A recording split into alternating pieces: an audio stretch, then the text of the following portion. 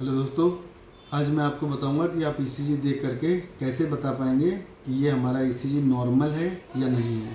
आपको देखना है कि ईसीजी में जो करंट ओरिजिनेट हो रही है वो ऐसे नोड से ओरिजिनेट होना चाहिए।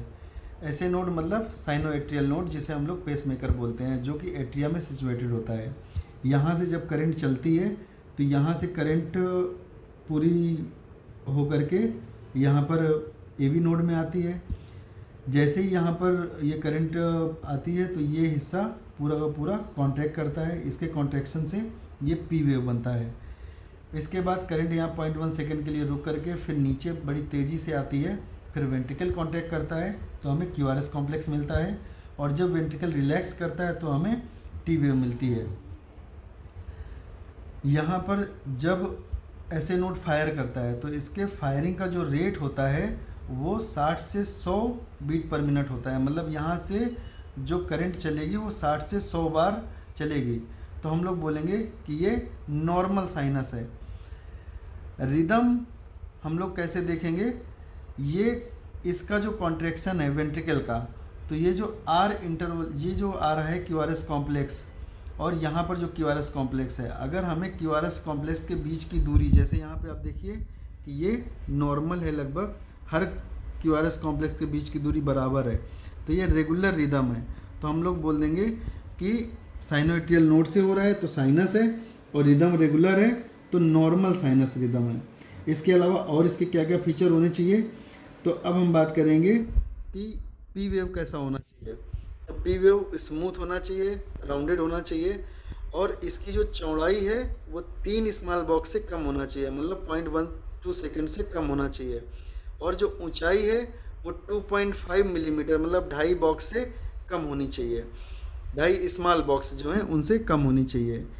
इसके बाद बात करते हैं क्यूआरएस कॉम्प्लेक्स की, तो ये QRS complex less than 0.12 second का होना चाहिए, मतलब 3 स्मॉल बॉक्स से कम होना चाहिए। नॉर्मली ये एक सिंगल बॉक्स का होता है, सिंगल स्मॉल बॉक्स के बराबर, लेकिन ये 3 स्मॉल बॉक्स से अगर छोटा है, ये 0.12 सेकेंड से कम है, तो हम बोलेंगे कि ये नॉर्मल है। इसके बाद पीआर इंटरवल की बात करेंगे, तो ये पीआर इंटरवल का मतलब होता है कि पी जहाँ से स्टार्ट हो रहा है और आर जहाँ पर स्टार्ट हो रहा है, तो इसके बीच की दूरी को हम बोलेंगे पीआर इंटरवल। ये 0.12 से लेकर के 0.2 सेकेंड होता है। इसका मतलब है 3 से 5 स्मॉल स्क्वायर के बराबर अगर ये है तो इसका मतलब ये नॉर्मल है। अगर इससे ज़्यादा है तो फिर इसके बारे में हम बाद में पढ़ेंगे कि ये ब्लॉक, हार्ट ब्लॉक का कारण होता है।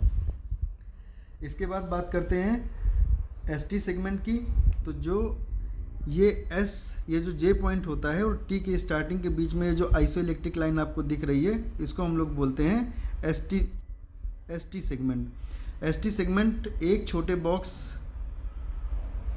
के बराबर ऊपर या नीचे हो सकता है।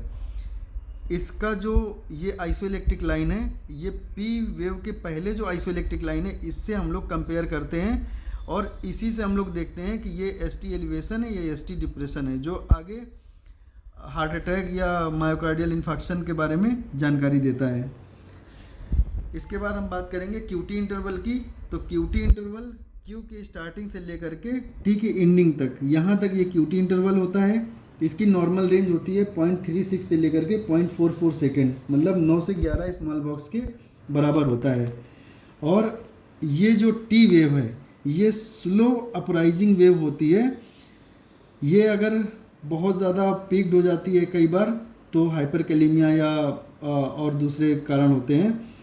तो अगर हम लोग नॉर्मल की बात कर रहे हैं तो हमें ये क्राइटेरिया मेट होने चाहिए, मतलब ऐसे नोड से करंट फायर होनी चाहिए, उसका जो रेट होना चाहिए वो 60 से 100 होना चाहिए, जो रिदम है मतलब आर के बीच की दूरी वो बराबर होनी चाहिए, रेगुलर होना चाहिए, पी वेव स्मूथ राउंडेड होनी चाहिए, और ये 2.5 मिलीमीटर से छोटी होनी चाहिए, और 3 स्मॉल बॉक्स से कम चौड़ी होनी चाहिए। क्यूआरएस कॉम्प्लेक्स की बात करें तो ये 3 स्मॉल बॉक्स से छोटा होना चाहिए। अगर हम लोग पीआर इंटरवल की बात करें तो ये 3 से 5 स्मॉल बॉक्स से छोटा होना चाहिए।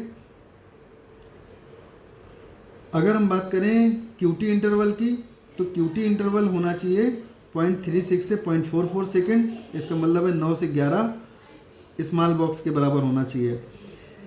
इसके अलावा जब भी आप ये देखेंगे कि ये हमारा ऐसे नोड से जब यहाँ फायर होता है तो एट्रिया कांटेक्ट करता है, फिर जब करंट नीचे आती है तो वेंट्रिकल कांटेक्ट करता है। तो करंट ऊपर से चली तो एट्रिया कांटेक्ट करा, तो मतलब ये पी वेव बनी। इसके बाद जब ये कांटेक्ट करेगा तो क्यूआरएस कॉम्प्लेक्स बनेगा।